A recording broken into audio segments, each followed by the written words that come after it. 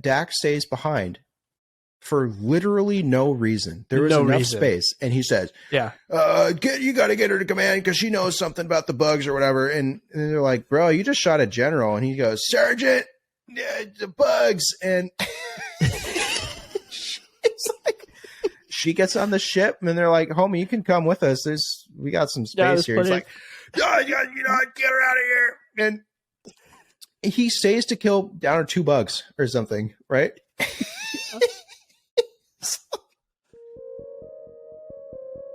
I can't help thinking, somewhere in the universe, there has to be something better than man. Has to be.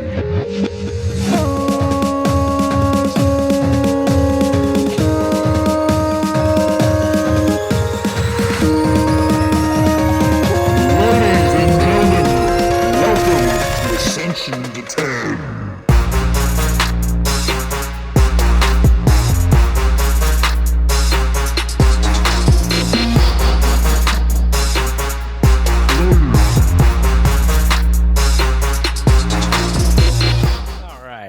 Here we are. All right. I was having a little bit of trouble turning the volume down. Just letting it blows roll. My eardrums out every single time we do that. Oh, we always just blast that intro song. I love it so much. All right. Welcome back, Spenny. It feels like a minute since we've done this. Just the two of us. Well, I feel like there was 1 week where I think we recorded like 4 times because we were doing. By the time you hear this, you'll hear the fan episode and Mother's Day. Yep. So we were recording with all those people, and we had to do them all separately. So it was a lot. I feel like there's every week, every night we were talking to somebody new. But now we're back at it. We're back. Just a twofer. Here we are. You sent me a text the other day with an unidentified package tracking information. Any update on that? I did. No, we got an update, which I think it's supposed to come Monday. So we'll see. In a few days from when we record this, it's supposed to be potentially the infamous bed that I still don't have. We'll have to see if it's the right color, if it has a box cutter to it, or anything else that may have caused it issues. So TBD on that, but I am looking forward to it. It seems promising, but also ominous because there's less information this time around. Oh. It literally doesn't even tell me what the name of the product is. It doesn't have a order number. It doesn't have anything. It just says we're delivering something to you. Expect something. So TBD on the TD. TBD on the that. Yep. Well, I hope it works out for you. If it doesn't work out, that's more content for the show. Yeah. So it's a win-win, really. Yeah.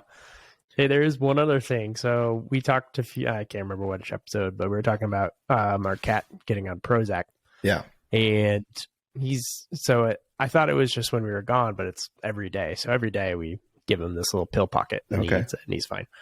But since we've done that, we've also started letting him outside into our yard because it's nice out. And he proceeds every morning to yell at us, and we let him out. And then we're sitting having breakfast, and you can look out our backyard from our kitchen table. And he, just like a dog, goes into the middle of the yard and just poops in the grass. So every morning, it's like clockwork. He goes outside, we're eating breakfast, and we just get to watch our cat, do his business. And then he goes and sleeps in a bush all day. Hell yeah. I just think it was pretty funny. Getting back I didn't to know nature. cats did that, to be honest. I thought they would always just go inside. But what are you gonna do? Yeah, I guess that's better than the carpet, the baseboards, right? Yeah.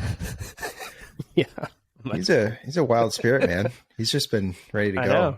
Get back to the elements. Yeah, he's just an outdoor cat that was imprisoned for 12 years. So glad we could poor guy. Give him some rec time. Some rec time is how you say. Mandatory rec time. Get out. Enjoy yourself outside. Right. You will have fun. Get out there, kid. Yeah, that's exactly right. Well, happy to hear it. Yeah. Glad he's living his best life now. Yeah, he's doing great now. So no complaints, no issues. Hell which yeah. is nice. Nice. But yeah. And How about you? Anything exciting happened for you? No. No. No. Yeah. Can we talk about the siding replacement thing? Or no? Yeah. So, okay. Or maybe that's more at the end. No, it's all good. Yeah, it's all good. It's not a typical day or anything. And I don't. So I sent Spenny some texts and our friends, our group chat, some images or some pictures of the state of our house over the past couple weeks. So my wife Sarah and I, we rent this house, and the HOA for this little neighborhood controls basically every aspect of these houses. And so luckily as renters, we don't have to interact with the HOA in any way. We just interact with the property management. The problem with that is they don't tell us anything about what's happening. So at the start of spring, every single house within this HOA was getting new siding.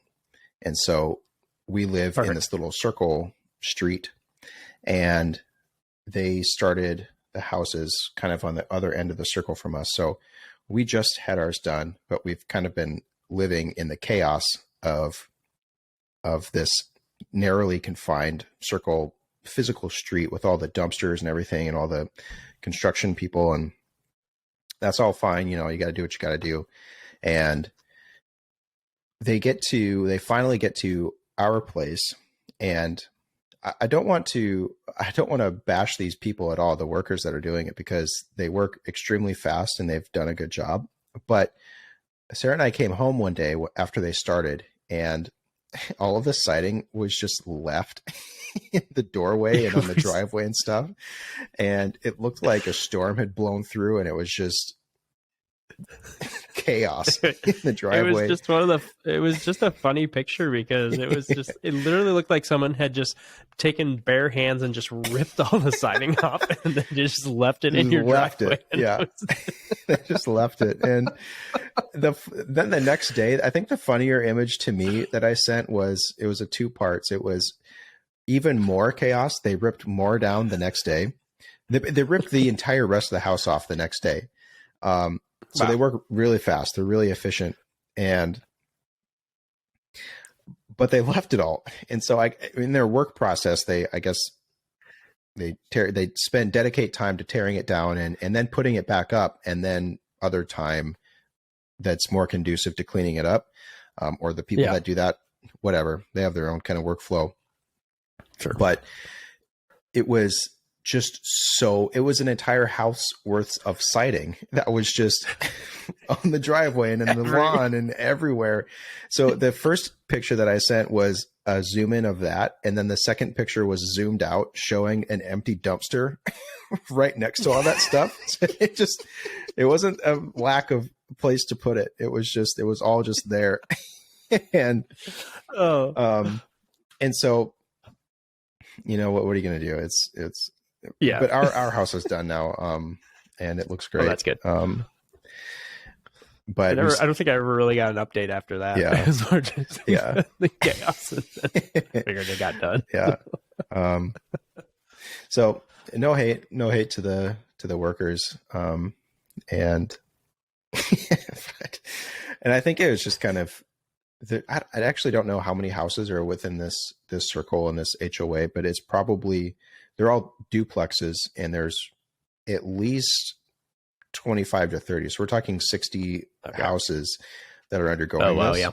And it's only been a couple months. So they're working really fast, but it's been this chaos and all the dumpsters on the street and there's just nowhere along to park, the and way. you can't park in your own driveway kind of stuff has been happening for the last 2 months. And so it's just life. But it's all good. Gotcha. And I mean, I don't have to pay for it, so that's fine too. Yeah. Although I am fully expecting rent to go up. Rent's going to go up just because rent goes up, right? And they can. Right. And I'm fully expecting to have to eat all this cost. through rent somewhere along the way. Yeah. And so well, just the imagery of that reminded me somewhat of this movie that we're going to talk about. it's not, this is, I mean, Starship Troopers, the movie, if anyone's seen it, I mean, it's a good movie, and it actually has really good visuals. Yeah. Like, that's one of the compliments of that movie. It might not necessarily be the best like plot and those types of things, but it's pretty cool how well they did. I mean, Starship Troopers has a bunch of bugs that they're like arachnids that have taken over different planets and stuff. And this is kind of a continuation, Starship Troopers 2, Hero of the Federation. And it's more or less in the near future after Starship Troopers. And it's kind of, they're trying to, it kind of just, I don't know, they're trying to make a continuation of something that was really good, and they went from $100 million budget to $7 million.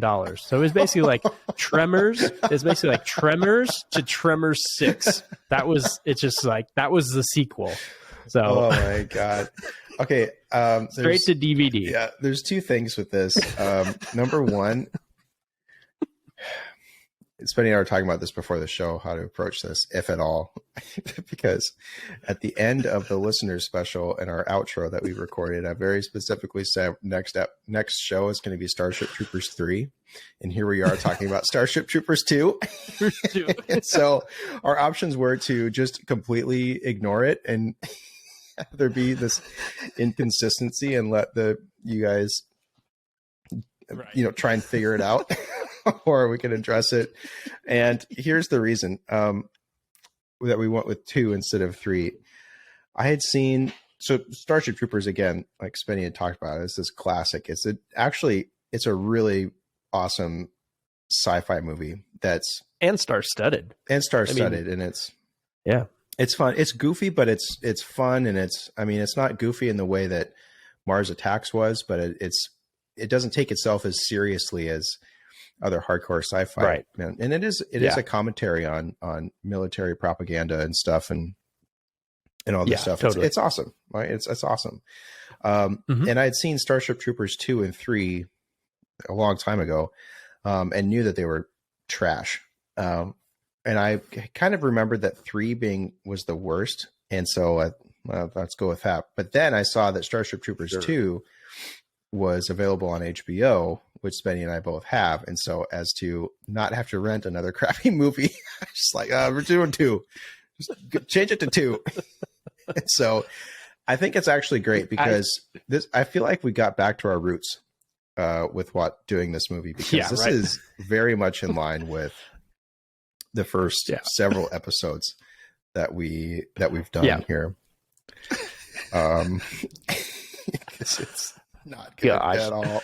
No, it's not. Well, so this is another movie that the director is one of these visual effects guys. So I think this is like the 3rd time we've done this, or maybe it's only the 2nd time. But Battlefield Earth was the guy. It was like, all these accolades for his visual effects, and then he took a director gig. And so the director on this one is Phil Tippett, and he's one of those guys again that apparently they're like, this is the budget, so we're just going to need someone that's a director and also does visual effects, because that's the only way we're going to get this thing to work. He has to moonlight. He has to do both. Yeah, he has to do both of them. But the writer on this was actually the guy that did Starship Troopers. Really? And his name's Ed Niemeyer.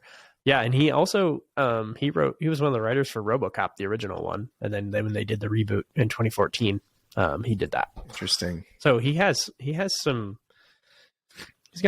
some good movies behind his back, but but he did this one. I don't know.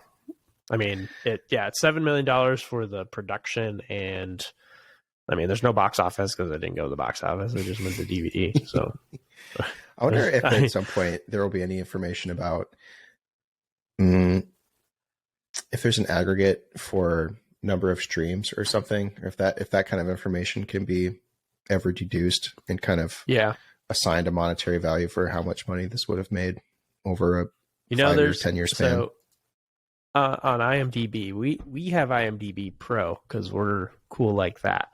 But they have this kind of graph that talks about, that shows popularity of movies and like the influx that they go through. Okay. And like right when this came out, it was at the 1,616 best movie. And at one point, it got seems up way to too high. 20. It got up to 26. Starship Troopers 2. Yeah. But now, don't worry, it's down to 9,487. So IMDb it actually got a 3.5. Got a 3.5 out of 10. Which I don't know. What kind of chart did it make it to 26? On? It was like popularity, right when it kind of like right when it came out, yeah, because people are probably probably most dunking on it and that kind of stuff. Yeah. Oh, okay. That's more like most talked about. I shouldn't say it's like best movies, but more like had a lot of buzz, most engagement. Yeah, most get in buzz around it. So gotcha. There you go. Maybe I'll do a quick recap on Starship Troopers 1, and then we can launch into this one. So if you haven't seen I'll do my synopsis. Oh, okay. Yeah. No, after you're done. Okay, Starship Troopers 1, or just Starship Troopers. It takes place in, I don't know, what is it, 2150, something like that? Yep. Something in that future. Sometime. Yep. There's space travel and whatnot, and basically humans haven't really colonized anything. They're just chilling on Earth still, but they can do this interstellar travel.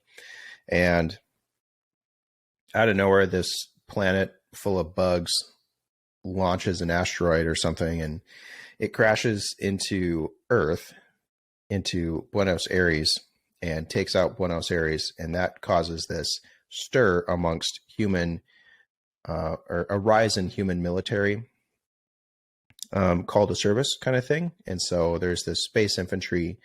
The main characters, they enlist, they volunteer, they enlist, they go out, fight some bugs. They go out to this home planet of the bugs, which are kind of big spidery beetle things, and they don't communicate or anything. It's just a bunch of bugs that are probably twice the size of a human, maybe. And so the movie is really just about following these enlisted people fight the bugs and just be in war, and all the terrible features of being in war, lose their friends. They drift apart as friends that the story centers around.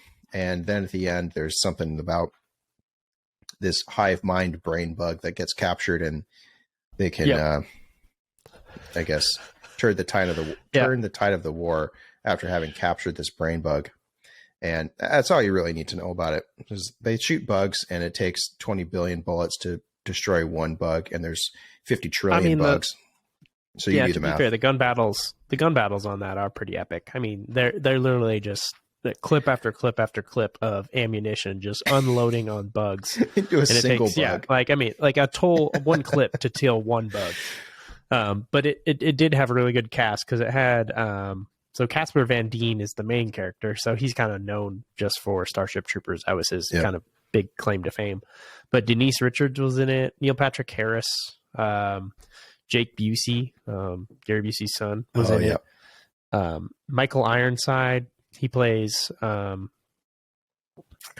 He's the lieutenant, the gruff captain or something, right? Yeah, and he plays. Oh gosh, I can't think of his name.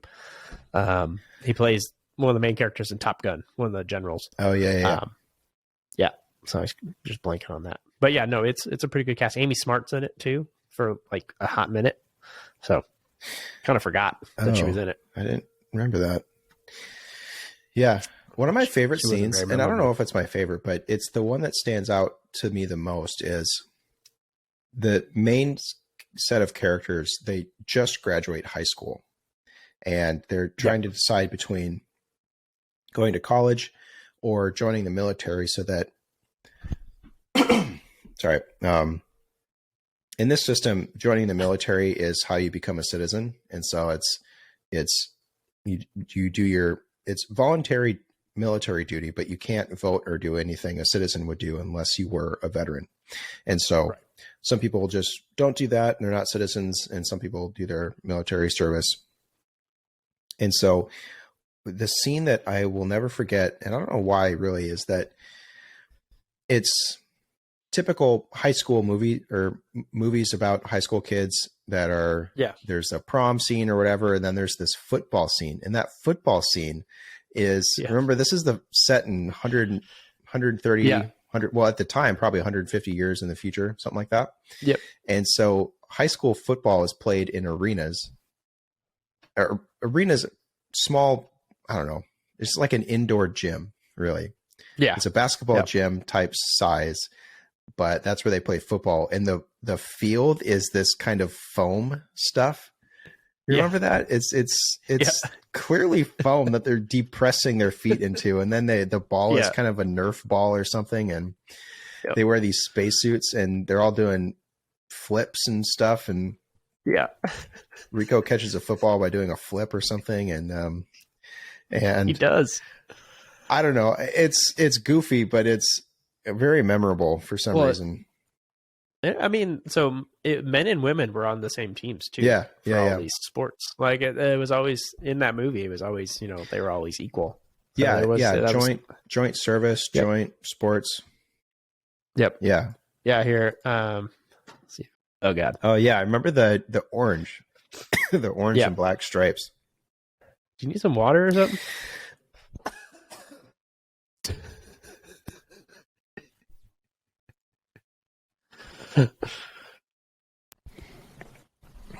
Sally Salamanders. 5, 4, 3, 2, 1. All right. But the football scene is very iconic.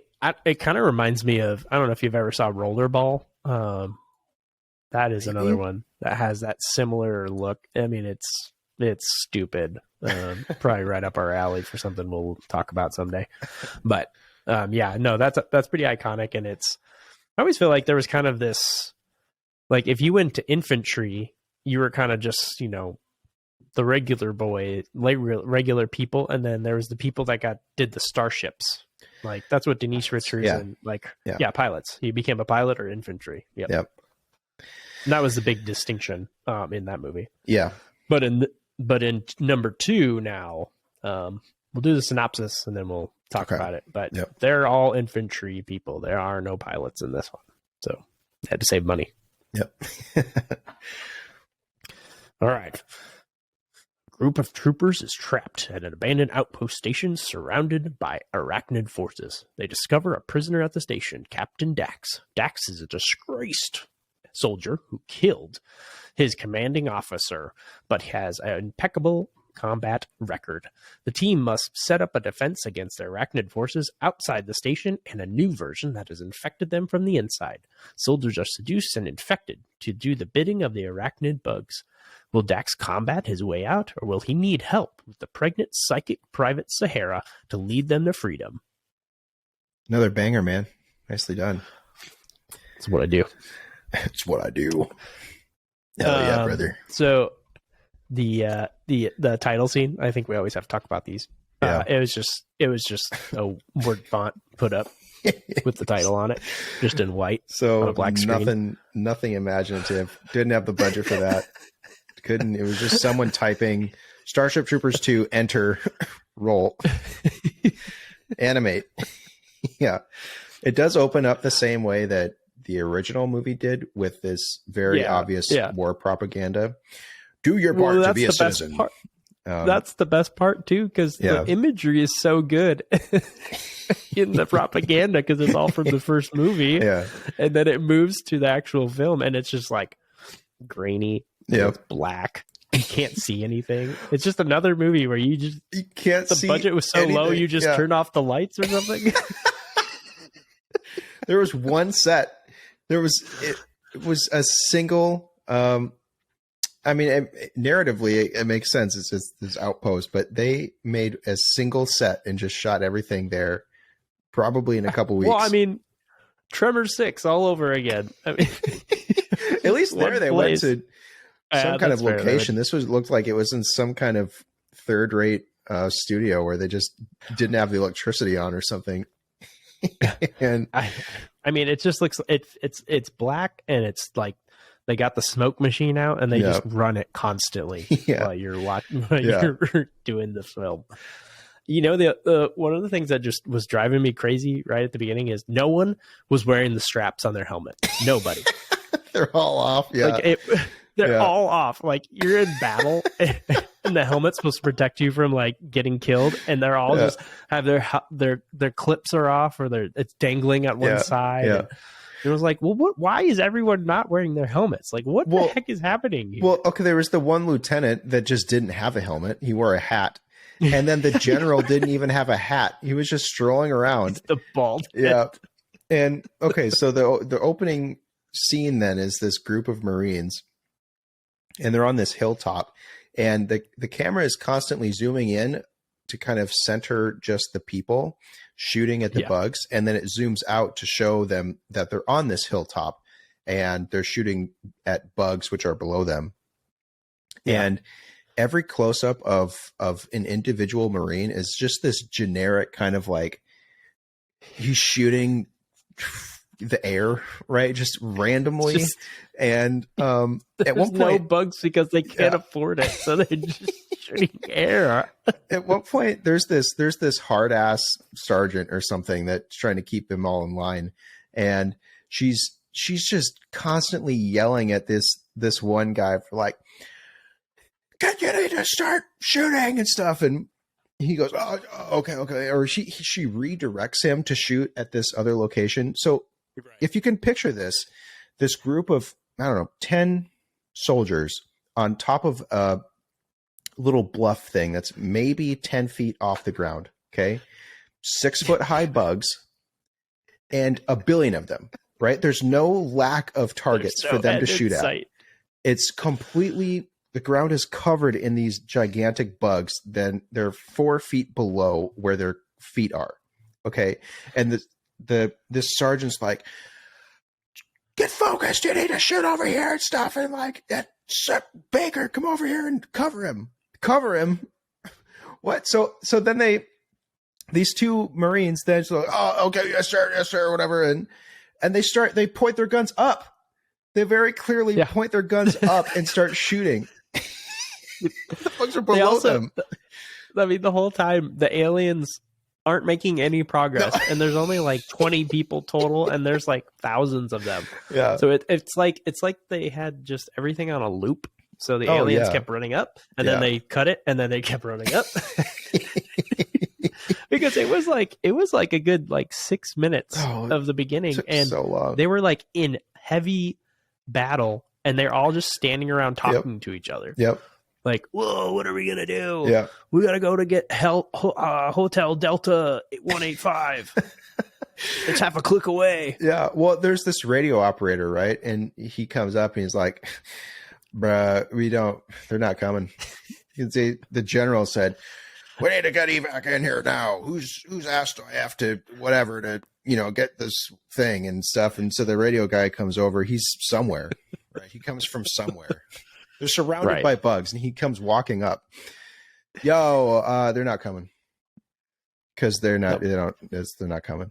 And he's like, unacceptable. And then this other guy says, yo, there's this happens to be this abandoned outpost that's a mile away. And the general said, line up. We got to exfiltrate the bluff. Soldiers, you're going to stay back with me and die for some reason. And the rest of them are going to get away. The general, and he picks 2 random people to just stay with him and die for no reason. And they randomly, and when they do that, all the people just run down the hill. There's no aliens chasing them. They just make this column of aliens. Like Moses parts the alien sea here, and they just walk to the thing. They just walk a mile. Yeah, they walked a mile and they get to the hotel with robot arms, chilling out. Does this make any sense to you? Okay, I'm not a military strategist of any kind, or a strategist, right? But does it make any sense to you to either, here's your option: stay where you are, where you're fine, right? Because the bugs aren't making any progress, or B, go to a place where the previous inhabitants had to leave because they were overrun by bugs? Yeah. I'll go with option 2. You're going with option 2. All right. I'm going with option 2, especially if the door doesn't close. Oh, God. Okay, so it's just they get to this place and it's just a smokestack thing. It's just a tube. It's a concrete cylinder thing. Whatever they could animate the cheapest or render the cheapest. Well, the thing is, the comm guy that was running, like, he has the biggest antenna in the world. Like, this is the future, and he's literally running around with like a CB radio antenna that's like 6 feet high. And every scene, like when he's moving around, it's like whirr, it's like wiggling all over the screen. Can't get out of the way.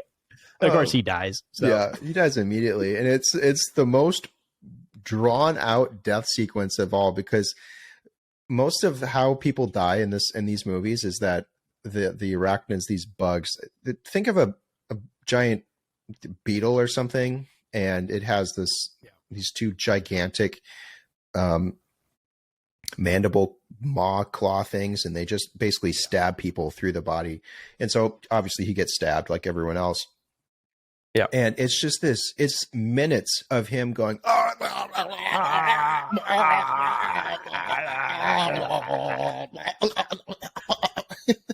like, yo, shut him up, because there's bugs coming or something. And they have to go, let's go check our Top Gun sonar. Let's go see if we got these bugs coming.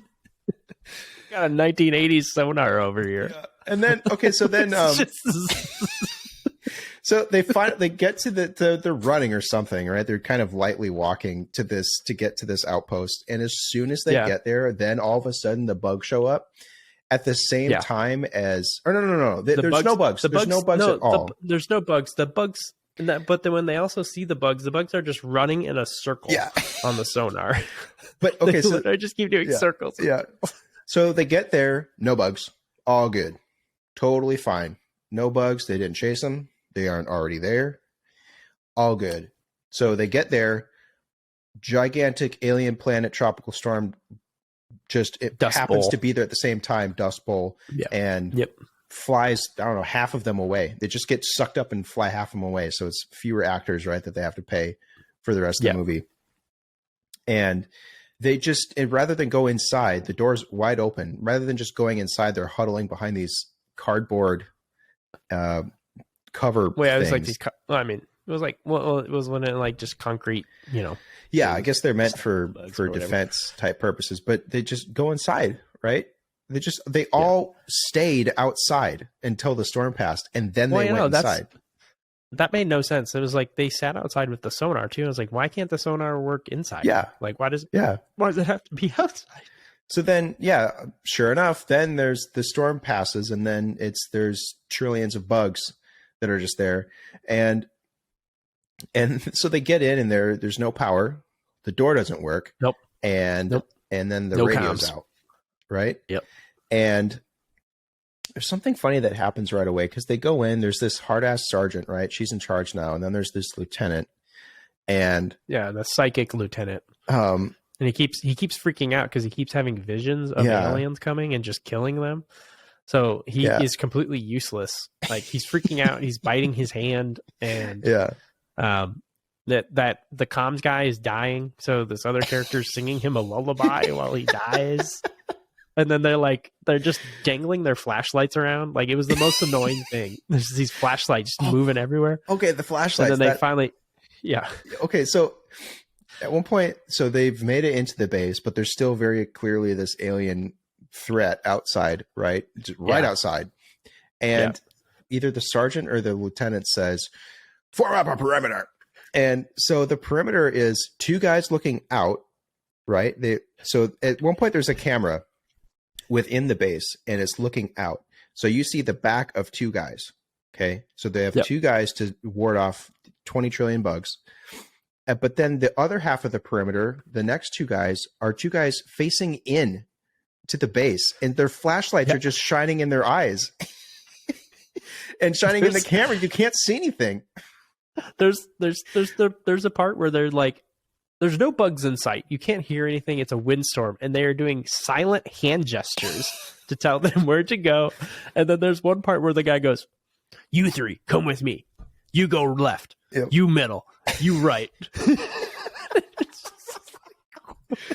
By the way, the bugs don't speak English. The bugs don't speak. The bugs don't understand human anything, right? They're just bugs. Yeah. Right. It's like, the silent.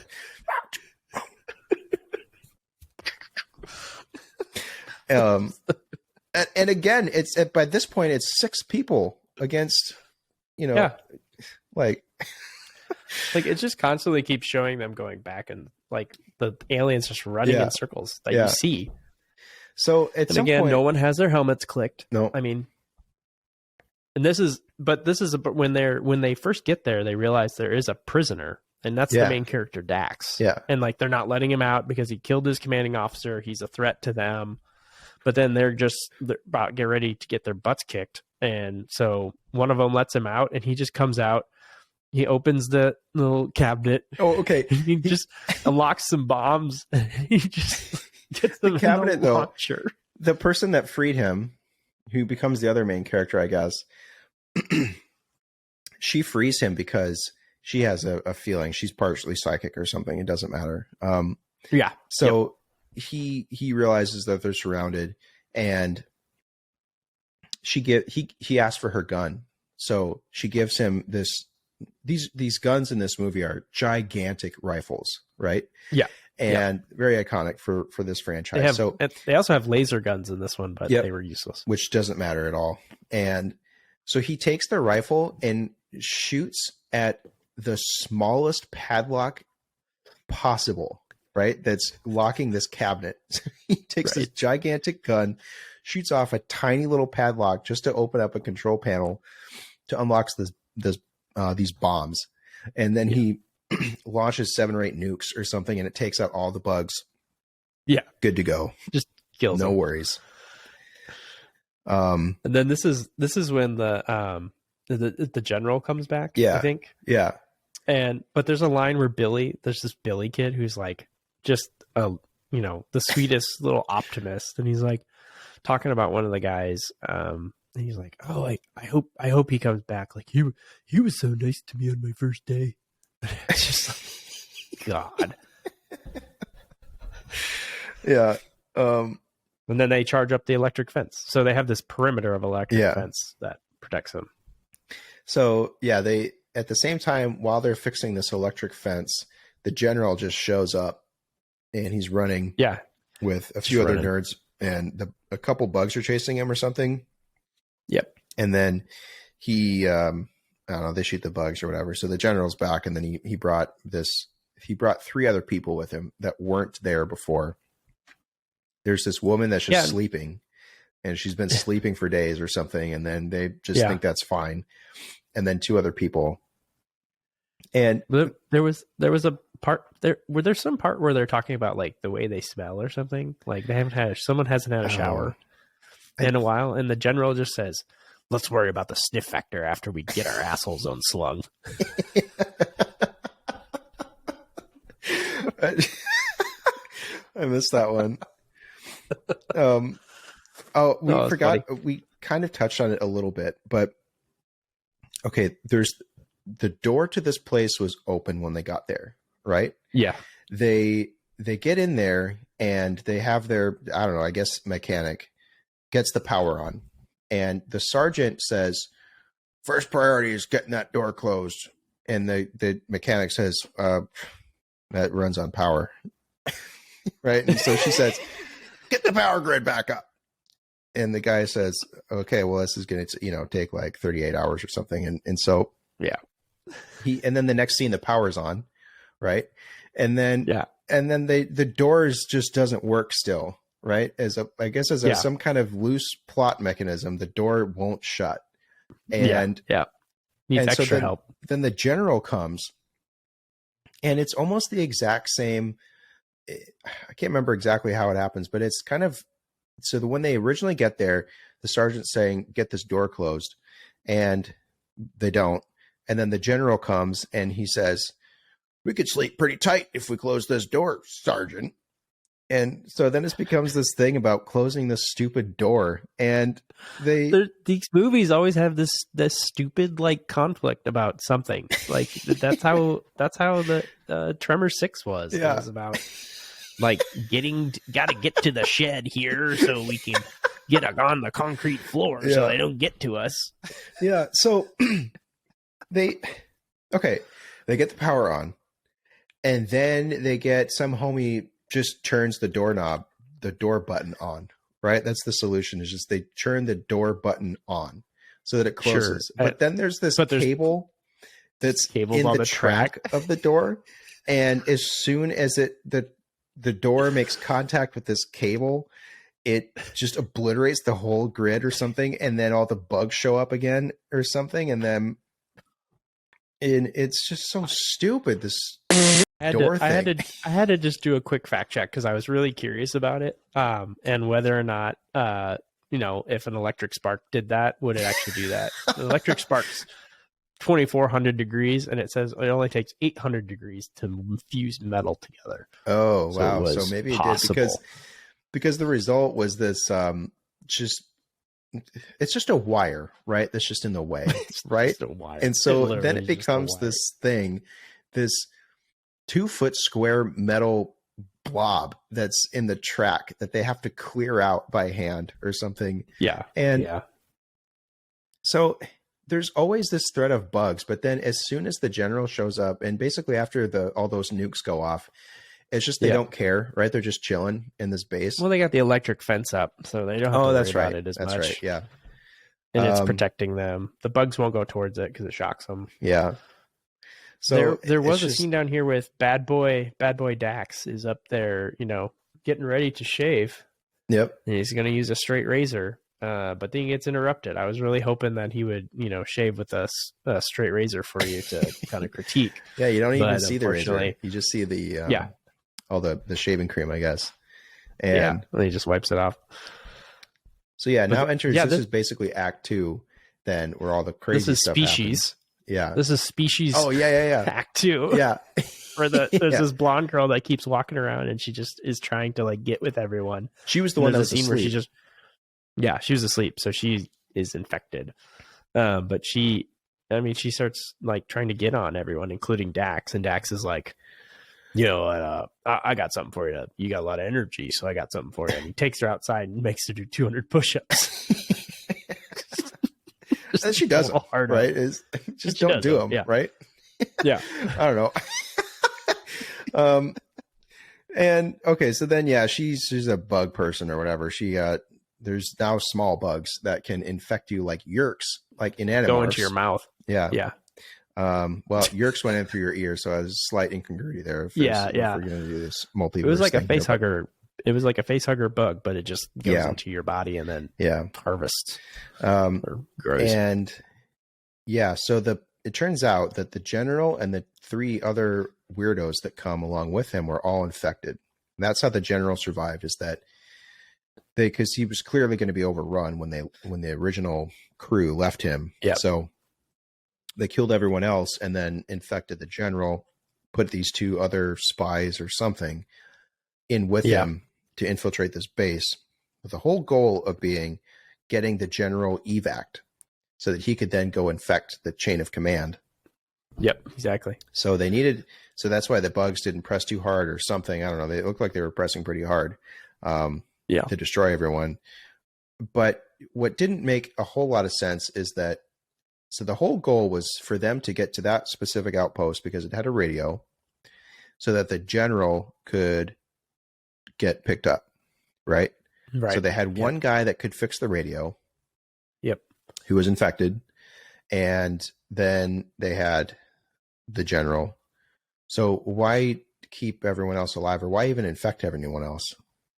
Right? Just I don't know. It doesn't matter. I mean, the whole premise of this thing didn't make any sense. The only thing that I just wrote, I at this point I was just starting to like look for funny things, and like the comms they finally get the comms back on after this. Like this Peck guy, who's one of the infected, looks crazy. Yeah, but he gets the comms back, and they're trying to talk to like rescue to get him here, and the person, finally the general comes on and is telling them what's up, and they apologize because they didn't realize it was the general. And they're like, well, we're working on the wounded, and he goes, the wounded come first. Any excuses after that come out your butt.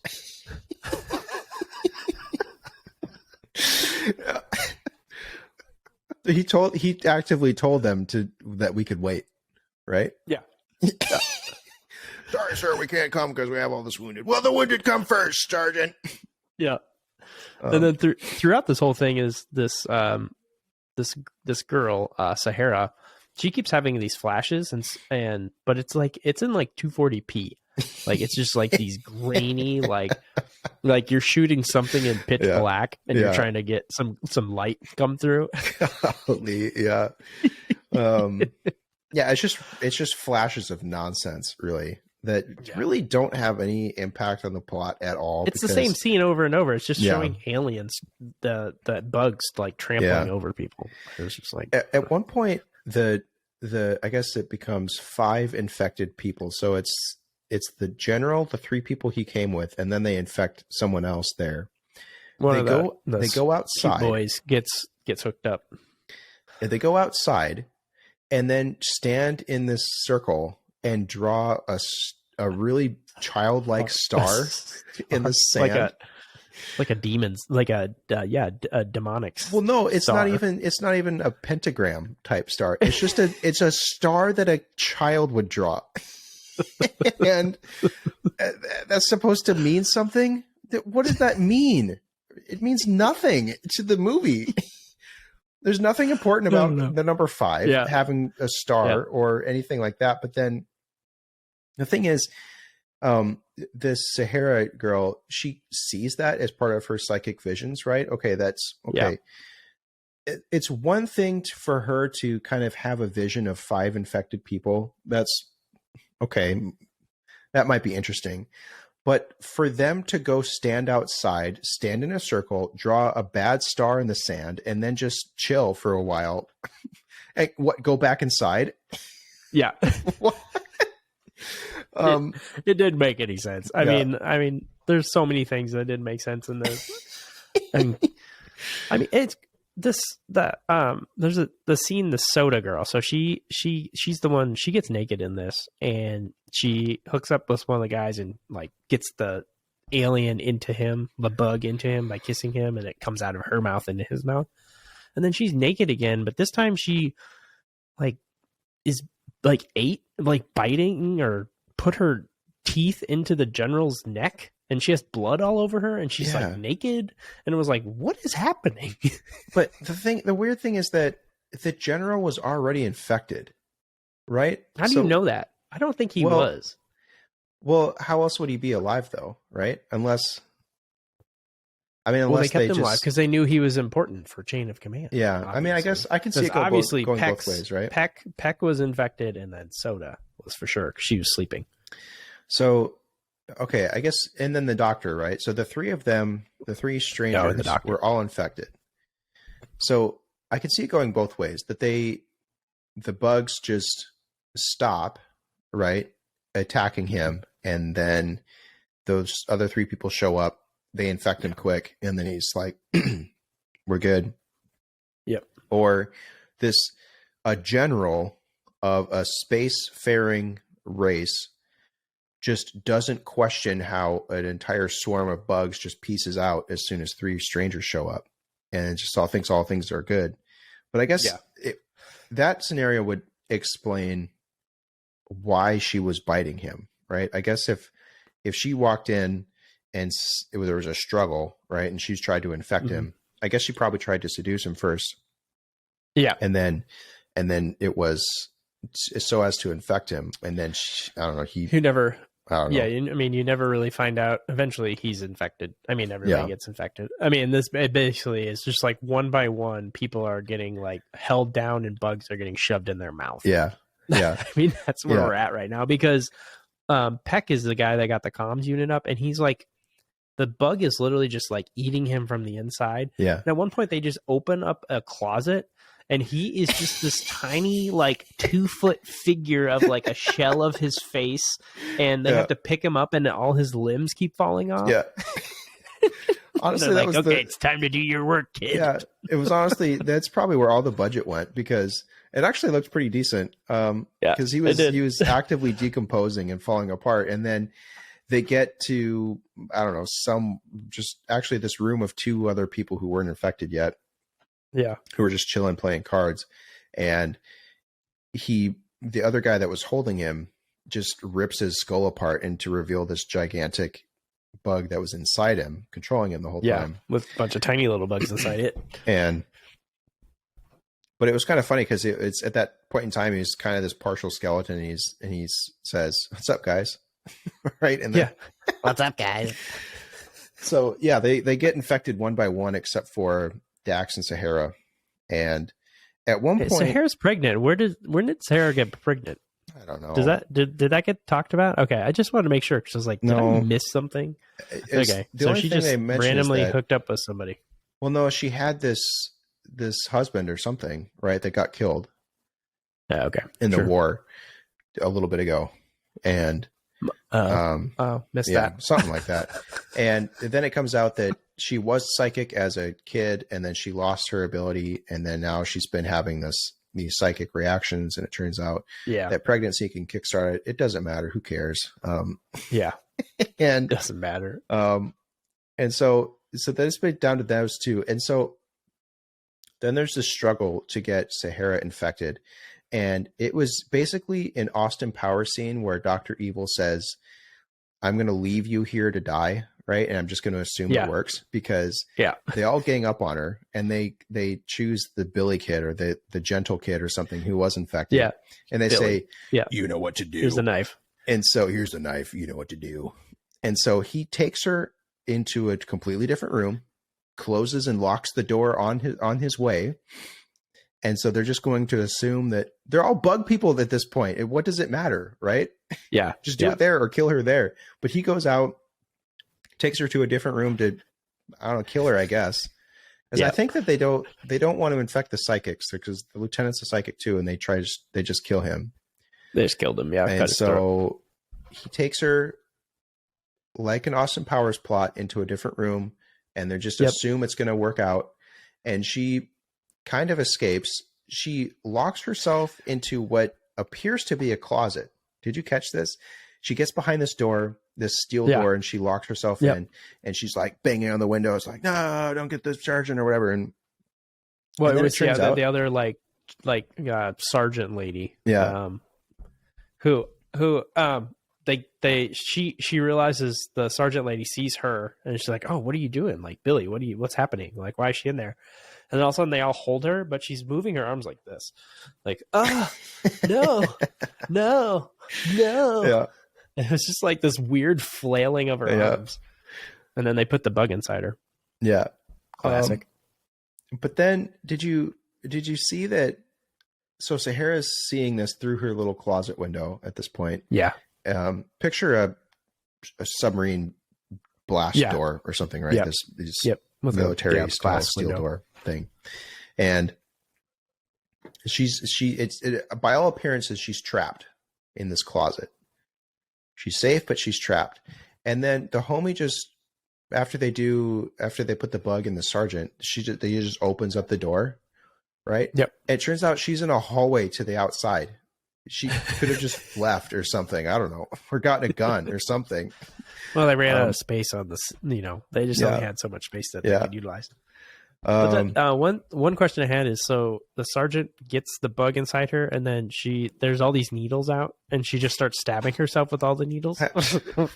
Anti-bug medicine, I guess. I don't know. They just all happen to have anti-bug medicine on them. Yeah. And gosh, so she can keep it together enough to free Dax. And okay, so Dax is blindfolded and handcuffed in this locked room. Yeah, they put a bug in there, and he fends it off or whatever. Doesn't let it open. He doesn't let it open its mouth. So the sergeant, in her last effort, opens up the door and smashes the bug, and rips the blindfold off. Right. Yep. She's looking bad. He says, I have the same comment you're going to say. Yo, what's going on? Okay, so all she's done is open the door and taken his blindfold off. He's still handcuffed. And she opens the door and he goes, yo, what's up? And she's like, I don't know, she says something stupid like the bugs are in us or whatever. And then she kills herself. Yep. So she couldn't have helped him out anymore, right? Taking the handcuffs off. Yeah, that made no sense. He was still handcuffed. He was still. Luckily, the other girl, Sahara, showed up and they got it, and she was like, after the sergeant shot her head, one of the bugs came out of her brain. Oh yeah. And she's like, well, I'm gonna touch it and I'll be able to see what they see. Oh, that's how that. Okay. Yeah, and that's when they're like, oh god, they're trying to get up to command so they can take over the thing. I missed that. But then they go on this, Dax and Sahara go on this hunt for everybody to kill them. And there's just a scene where first they kill Soda, like she was no problem. And then the next scene is bomb, just right? The next is the creepy girl who's singing Itsy Bitsy Spider. Okay. She has a bomb. Okay. And all they do is like push her and then she blows up. No. And it's like, okay. No. Okay. Unless I missed something. No? Okay. So she has 2 grenades. So her back is to them. They're in this, they're in a hallway. This kind of spiral stairway hallway thing. Okay. Nowhere to go. Yep. The Dax and Sahara, they're going down the stairs and they see this other Marine and her back is to them. And she's singing Itsy Bitsy Spider. She turns around and she has 2 grenades in her hands. And it's click, click. The pins go out. And then the camera scene is from behind the grenade girl. Okay. Yeah. So you see them in line, grenade girl, and then Dax and Sahara. And so grenade girl dives out of the way. She dives into a separate hallway. Did you see that? It wasn't them pushing her. It was Dax pushing Sahara for cover. But then okay. Grenade Girl just jumps out of the way of them and blows up. Yep. Okay. And that's why it didn't make sense. Because that's why she just blew herself up, essentially. I mean, I think, she was going to blow them up, right? But then she blows herself up in her own hallway. Completely away from Dax and Sahara. And so then, they basically just kind of one by one start shooting everyone else or something, and whatever. Yeah. It's finally they get to there's a scene where they get to the roof, and it's Sahara and the general are fighting, and Dax is down fighting all the other guys, and then they open the gate and a bug because the right? gate finally and bugs, yep, and a bug, the gate opens and a bug comes in, but then they close the gate and they kill them all, and then at the top, Dax stays and is the hero because he kills the general and he just throws the girl on the throws the girl on the transporter and's like, keep her alive. She knows things that you have to tell about the bugs. This is the best and worst part of the whole movie because it's Action Jackson coming up, double fisting gigantic rifles, right? And right. The general is about to kill Sahara or something, or throw her off or something, and he zip lines up out of nowhere or something. He's all of a sudden at the top of the roof, and he's like, "Oh, I'll tell you in order, something, General." And then he's like, double fisting these rifles, and he's just blowing the general up, right? Not aiming in any way, and Sahara's right next to him, right? And it's just double fisting these rifles, and he's like, and so save Sahara. Dropship shows up right on cue. Okay. Right on cue. And then, like you said, Dax stays behind for literally no reason. There was enough space. And he says, you got to get her to command because she knows something about the bugs or whatever. And they're like, bro, you just shot a general. And he goes, Sergeant, the bugs. And it's like, she gets on the ship and they're like, homie, you can come with us. We got some space here. It's like, get her out of here. And he stays to kill down to 2 bugs or something, right? He managed to kill 2 bugs by staying back, and then the dropship just leaves, no problem. Yeah, and it finally just shows him like being overrun and killed at the end. Yeah, and then Yeah, and then it has another propaganda scene talking about Dax, as the hero, hero of the Federation. But then right at the last scene of this is like it fast forwards to like the next year. So she has the baby, and they're like, she's sitting in the back of like one of these kind of propaganda, like one of these military places that you would go to sign up to join the military. Yeah. And there's this guy that comes up to her, and he's got like a robot arm that he lost in battle.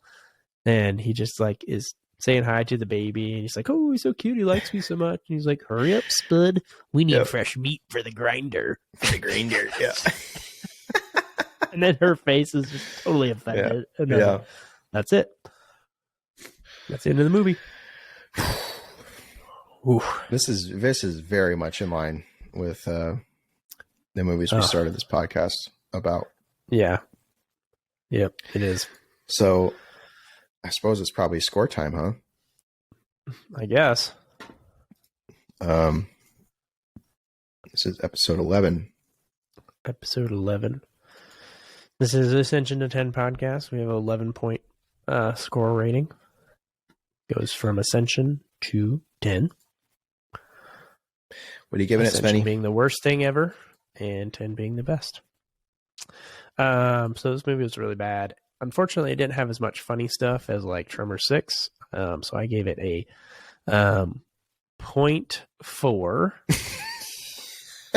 because it did have a couple silly lines that made me chuckle, but the overall, like, just the total disappointment of seeing Starship Troopers and then seeing this, it's just terrible. I feel like they threw a naked girl and it was totally unnecessary for this film. Yeah, just was really dumb. It was so dark.